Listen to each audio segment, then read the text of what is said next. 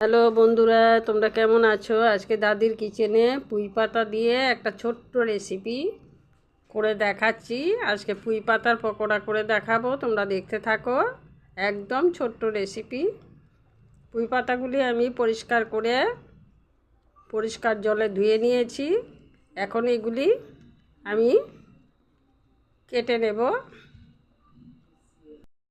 পুঁই পাতাটা আমি এভাবে করে দা দিয়ে কেটে নিচ্ছি। কুচি কুচি করে কেটে নেব।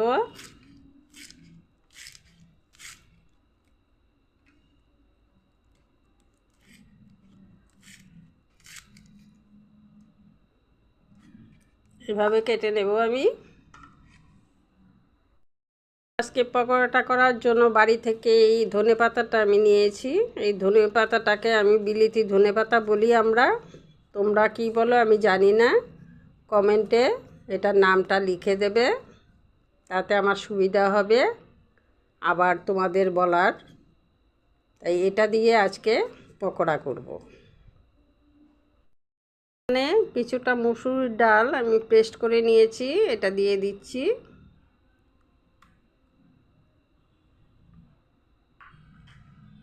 দিয়ে দিচ্ছি যে ধনেপাতাটা তোমাদের দেখিয়েছিলাম, সেটা কুচি কুচি করে নিয়েছি, ওটা দিয়ে দিলাম।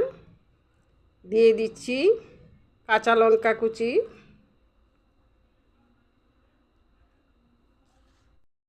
পকোড়াটা মুচমুচে ও খাস্তা করার জন্য এখানে 2 চামচ চালের গুঁড়ো নিয়েছি, দিয়ে দিচ্ছি।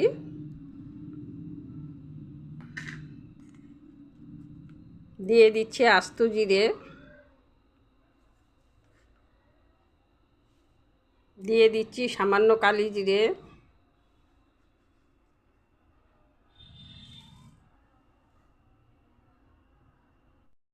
দিয়ে দিচ্ছি অল্প কিছুটা মৌরি।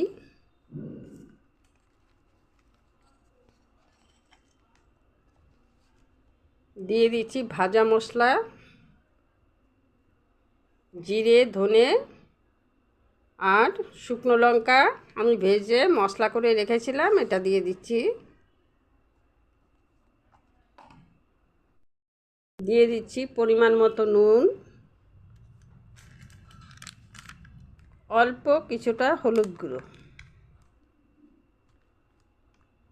দিয়ে এটাকে আমি ভালো করে মেখে নেব।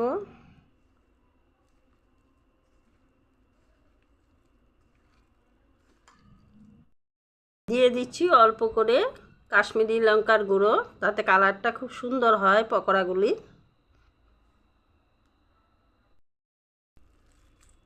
সবগুলি মশলা মিশিয়ে পুঁই পাতা দিয়ে ডালটা দিয়ে সবটা সুন্দর করে মেখে নিলাম। এখন পকোড়াগুলি করছি, করে তোমাদের দেখাবো। চলো এবার উনুনের কাছে যাই। তেলটা গরম হয়ে গেছে, আমি পকোড়াগুলি দিয়ে দিচ্ছি।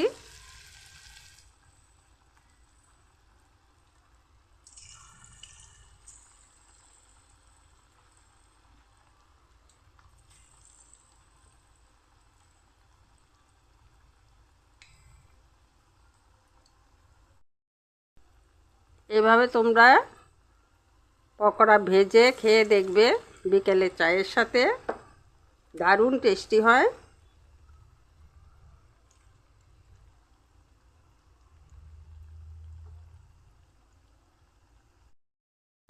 আস্তে আস্তে করে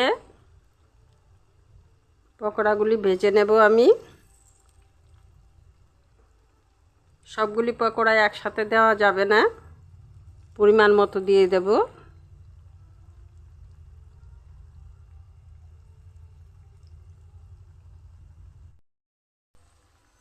এখন আমি পকোড়াগুলি উল্টে দিচ্ছি, দেখো কি সুন্দর হয়েছে।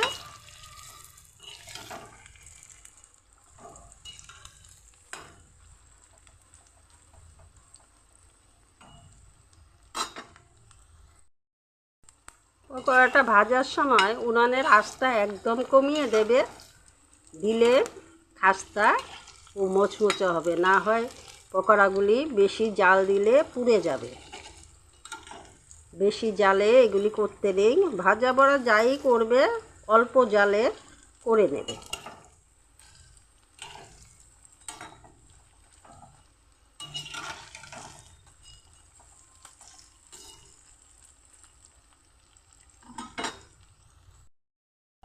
দেখো পকোড়াটা আমার ভাজা হয়ে গেছে।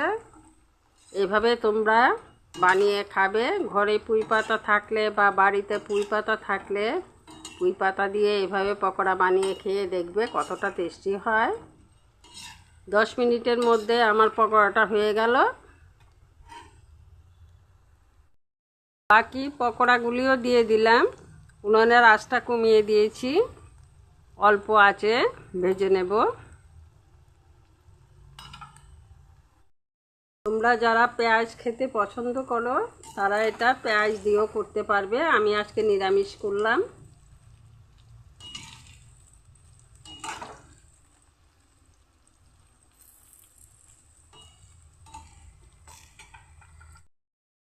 বাকি পকোড়াগুলি আমার হয়ে গেছে, এখন নামিয়ে নেব।